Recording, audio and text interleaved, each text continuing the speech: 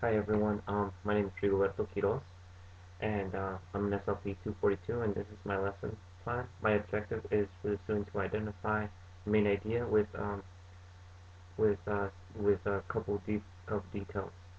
Um, I chose the strategy of doing a book walk with a story map. For instance, a book walk consists of having a book. The title is "A Baby Makes Five." I would open up a book. Well, actually, I would read the title to the student, but beforehand, uh, I would, I guess, hook the student with asking him, well, telling him, my favorite story. We're gonna read one of my favorite stories. One of my favorite stories is Baby Makes Five, and I would ask him, do you want to read this with me? Do you want to read my favorite story?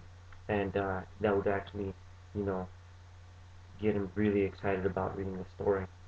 Um, Once I get him hooked, uh, I will do a picture walk. Like I said, um, I would use a prompt on the title. I see a family.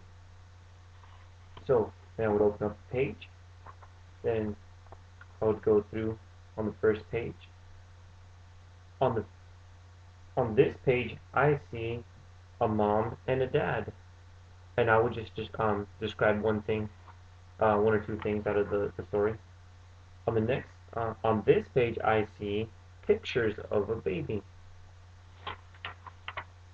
On this page, I see a picture of a mom on the phone and a dad holding a baby, as well as a girl upset, angry.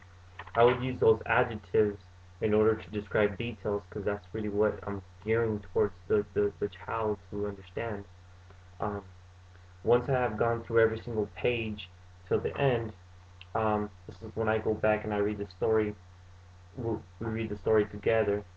Um, Reading the story. I won't read the story to you because it's pretty long and the video is supposed to be short.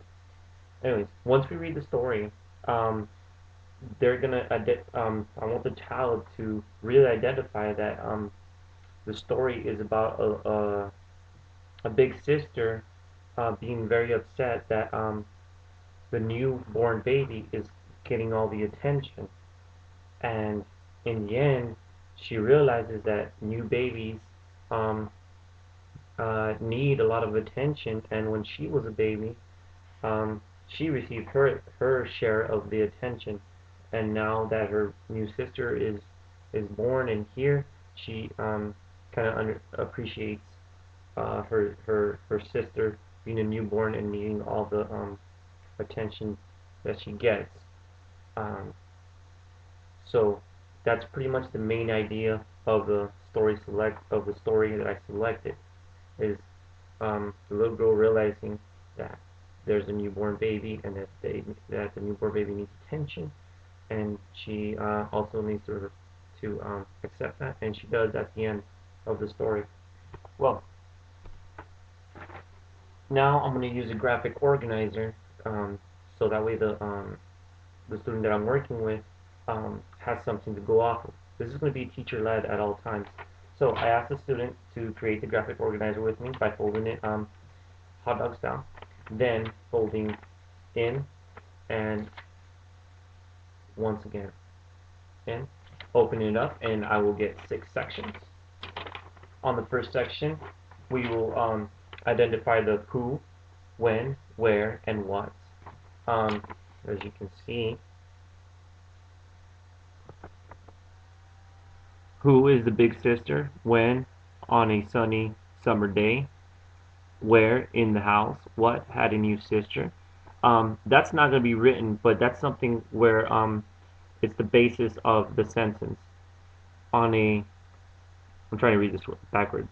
On a sunny summer day in the bear house, Big Sister was jealous of the newborn of the new baby sister. Then we have a problem. This real quick. Then we have the story problem. As you can see, we drew a picture of the story problem. There's mom and dad and the baby on the crib, and our sentence states, Big sister felt sad because she wasn't getting attention. Now I wrote the word sad down here, and I wrote problem up there.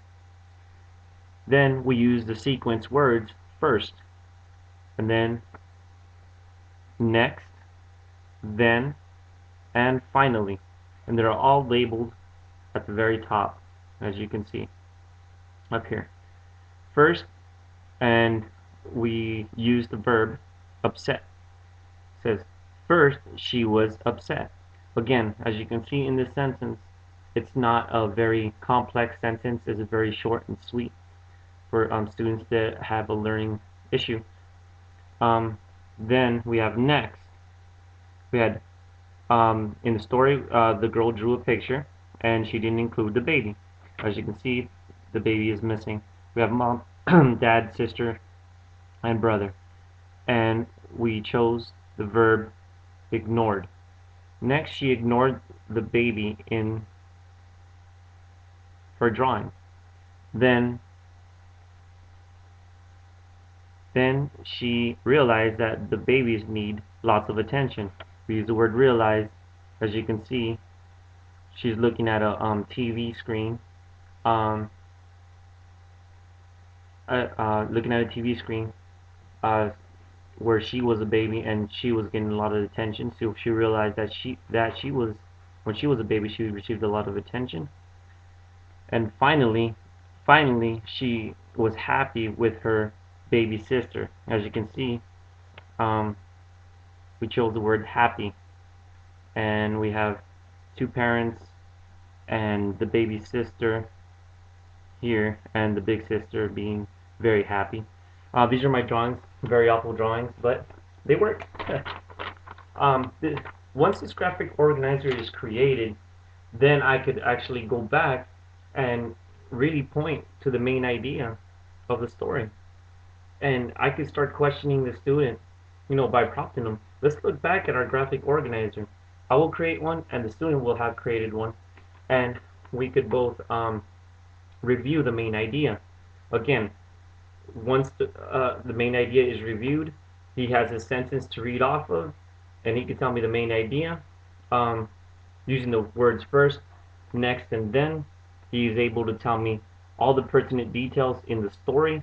Again, as you can see here, first, next, and then, and finally, he's going to be able to describe the whole story, because not only did he write sentences, he also wrote he also drew pictures and wrote verbs, as well as using first, next, and then in his sentence.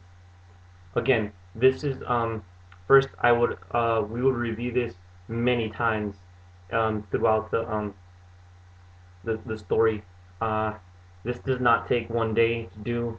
This is like a 4 to 5 day activity. Obviously, filling out all the different components, so that way the student understands how a story sequence is sequenced, I guess you could say.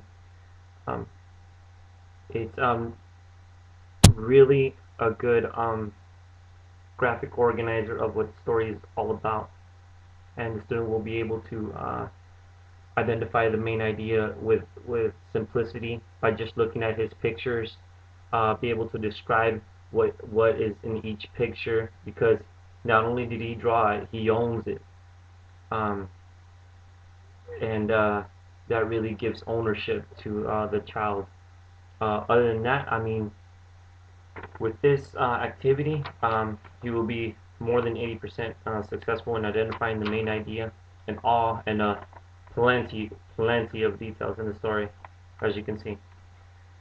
And that's the end of my lesson. Some accommodations that I could have is have the student write shorter sentences.